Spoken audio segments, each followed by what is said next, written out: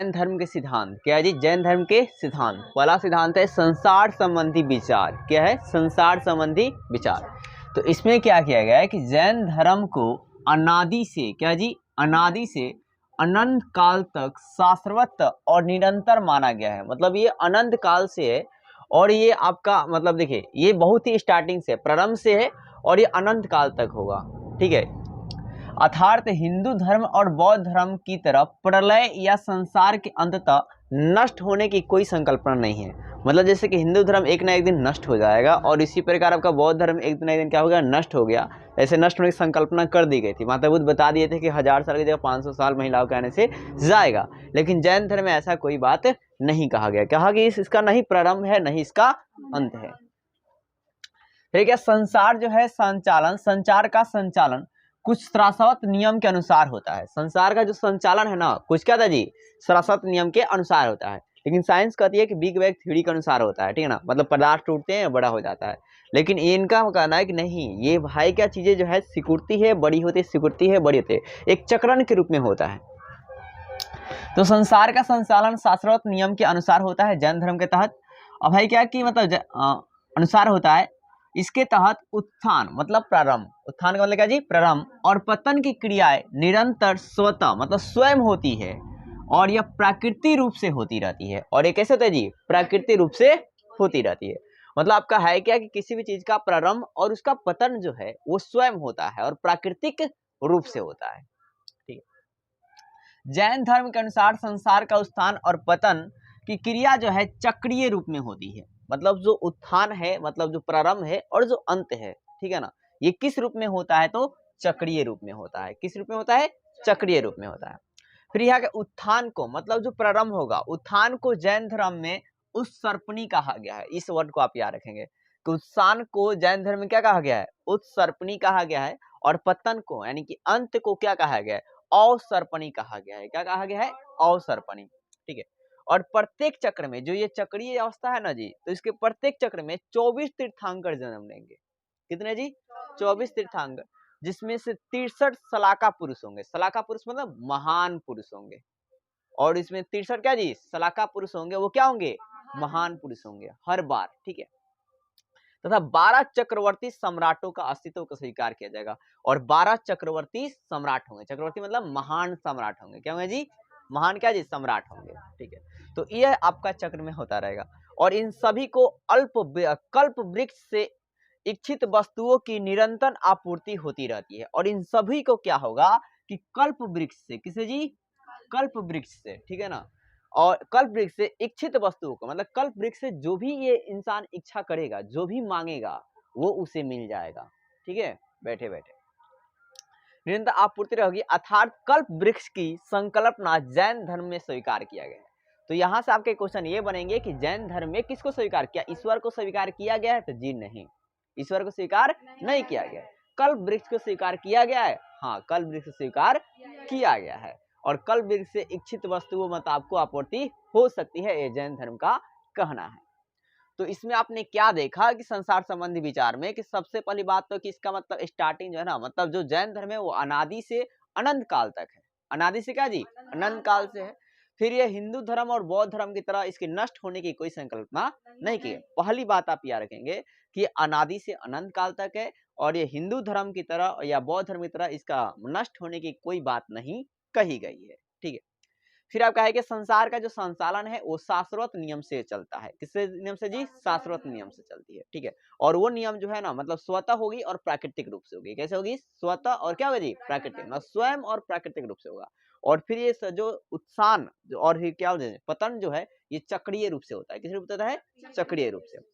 तो पहली बात है कि अनादि से अनंत तक चलेगा। दूसरी बात आपका ये है कि हिंदू धर्म और बौद्ध धर्म तरह इसमें नष्ट होने की कोई संकल्पना नहीं की गई है। और तीसरी बात यह है कि इसका संचालन जो है शाश्वत नियम के अनुसार होगा और वो शाश्वत नियम में कि उत्थान और जो पतन की क्रिया है वो चक्रीय रूप से होगी। किस रूप से होगी? चक्रीय रूप से होगी। और इसमें कहा गया उत्थान को जैन धर्म में उत्सर्पणी कहा गया है और पतन को अवसर्पणी कहा गया है। फिर प्रत्येक इस चक्र में क्या होगा कि 24 तीर्थंकर होंगे और 63 सलाका पुरुष यानी कि महान पुरुष होंगे और 12 चक्रवर्ती सम्राट यानी कि महान सम्राट को अस्तित्व स्वीकार किया गया है जैन धर्म में। और फिर इन सभी को मतलब इन 24 तीर्थंकर 63 शलाका पुरुष को और 12 चक्रवर्ती सम्राट को कल्प वृक्ष से इच्छित वस्तुओं की निरंतर आपूर्ति होती रहेगी। वो जो डिमांड करेंगे वो उन्हें मिलती रहेगी। अर्थात कल्प वृक्ष की संकल्पना जैन धर्म में स्वीकार किया गया है। ठीक है, ये चीज आप यहाँ पे याद रखेंगे। कोई दिक्कत है? आगे देखिए, तो अब है क्या कि संसार मतलब जैन धर्म का कहना है ना कि जो संसार है पूरा संसार दो चीजों से मिलकर मतलब संसार की जो है दो चीजों से मिलकर है, एक जीव और एक आजीव। जीव और एक क्या जी? आजीव। यहाँ पर ध्यान दीजिए, तो आपका है क्या कि जीव का मतलब होता है आत्मा। क्या होता है जी? आत्मा। और अजीव का मतलब होता है आत्मा को छोड़कर बाकी सब। आत्मा को छोड़कर क्या जी? बाकी सब होती है। तो है क्या, देखिए इसमें इन्होंने कहा है बात क्या कि जीव और अजीव के मध्य, जीव और क्या जी? अजीव के मध्य मतलब आत्मा और शरीर के मध्य संबंधों के आधार पर, किसके आधार पर? संबंधों के आधार पर व्यक्ति के कर्म से है। व्यक्ति किसके है जी? कर्म से है। और कर्मों से मुक्ति ही निर्वाण है। और कर्मों से क्या जी? मुक्ति निर्वाण है। मतलब इनके कहने का मतलब ये है कि मान के चलिए आपका है क्या कि आत्मा और क्या जी? शरीर। तो ये आत्मा है और ये क्या है जी? शरीर।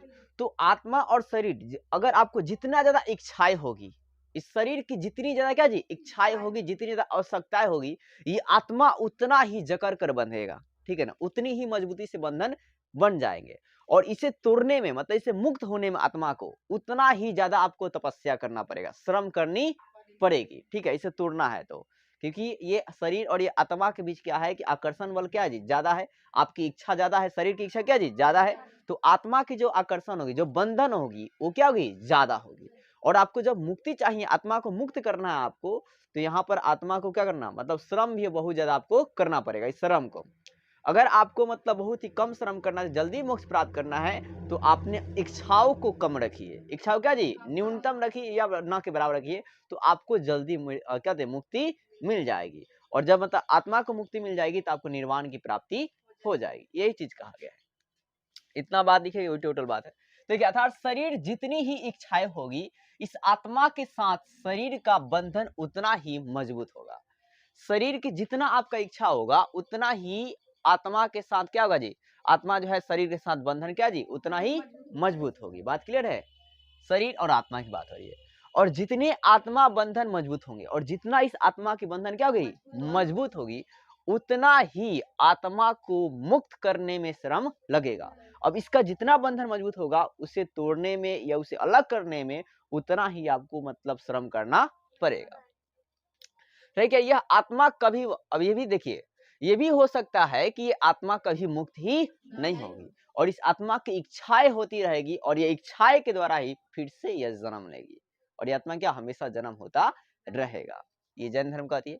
तो देखिए आपका है क्या कि मतलब बौद्ध धर्म में आत्मा पर कोई भी बात विचार नहीं किया गया, लेकिन जैन धर्म ने पूरी आत्मा के बारे में डिटेल ही बोल दी। ठीक है, कल भी आत्मा के बारे में मतलब ईश्वर के इन्होंने नहीं स्वीकारा है, लेकिन आत्मा को स्वीकार किया, आत्मा होती है। फिर आपका है देखिए कि मतलब आत्मा मुक्त नहीं होगी तो यह फिर से जन्म लेती रहेगी। ठीक है, यदि तुम इस शरीर को आत्मा से अलग करना चाहते हैं, अगर आप शरीर को आत्मा से क्या जी? अलग करना चाहते हैं, तो तुम्हें इच्छाओं को न्यूनतम करना होगा। मतलब अपनी शरीर की इच्छाओं को क्या करना पड़ेगा? कम करना होगा। ठीक है, और तब जाकर इस आत्मा को शरीर से संबंध या बंधन धीमे धीमे क्या हो जाएंगे? कमजोर। अगर इच्छाएं क्या होगी? कम होगी, तो आत्मा क्या होगा? आहिस्ता आहिस्ता दूर भागेगा। क्या होगा जी? दूर जाएगा और एक दिन क्या हो गया? ये मुक्त हो जाएगा और आपको मोक्ष की प्राप्ति हो जाएगी।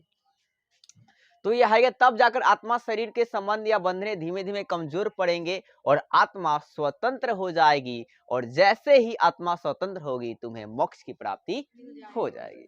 तो बहुत ज्यादा कुछ बात नहीं है। देखिए कहा गया, मान के चलिए ढक्कन आत्मा है और ये आपका मतलब मार्कर क्या जी? शरीर है।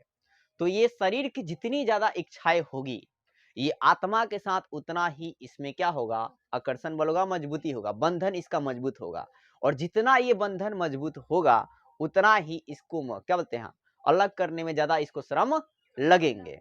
ठीक है, और फिर आपका कहा गया कि मतलब अगर आपको मोक्ष की प्राप्ति करना चाहते हैं तो अपने इच्छाओं को, अपने शरीर के क्या जी? इच्छाओं को न्यूनतम कर लीजिए। क्या कर लीजिए? कम कर लीजिए। तो आत्मा आहिस्ता आहिस्ता इसके बंधन क्या हो जाएंगे? कमजोर पड़ते जाएंगे। और ये एक दिन क्या होगा? जो आत्मा है इसको मतलब स्वतंत्र हो जाएगा और आपको इस शरीर को मोक्ष की प्राप्ति हो जाएगी। तो ये बात कही गई।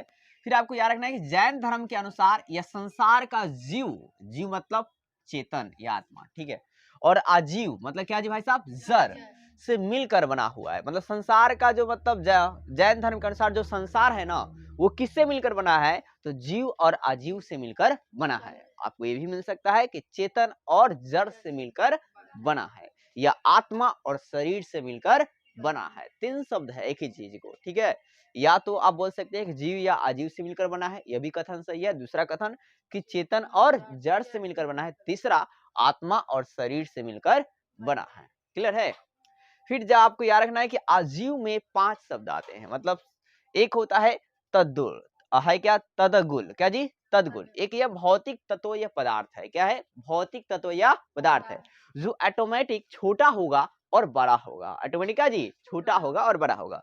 और इसी के छोटे रूप को, मतलब तद्दुल के छोटे ही, सॉरी तद्दुल लिख दिया, पद्दुल के, पदगुल के छोटे रूप को, पदगुल के छोटे रूप को ही अणु कहा जाएगा। क्या कहा जाएगा जी, अणु। और जैन धर्म की मान्यताओं के अनुसार प्रत्येक अणु में, प्रत्येक पार्टिकल में, मतलब एक निर्जीव शरीर में भी क्या होगा, उसमें आत्मा होती है। क्या होता है जी, आत्मा होती है, ठीक ना। हर एक पार्टिकल में, मतलब जितने भी आपको चीजें दिखाई दे रही है, आत्मा होती है। तो इसलिए उसे मतलब प्रयास करना चाहिए कि कम से कम उसे नुकसान पहुंचाने का कोशिश कीजिए, ठीक है। फिर है क्या इसमें मतलब बात करिएगा धर्म और क्या जी, अधर्म, आकाश और क्या जी, काल। ये 5 चीजों को बतलाया गया है, तो नोट कीजिए।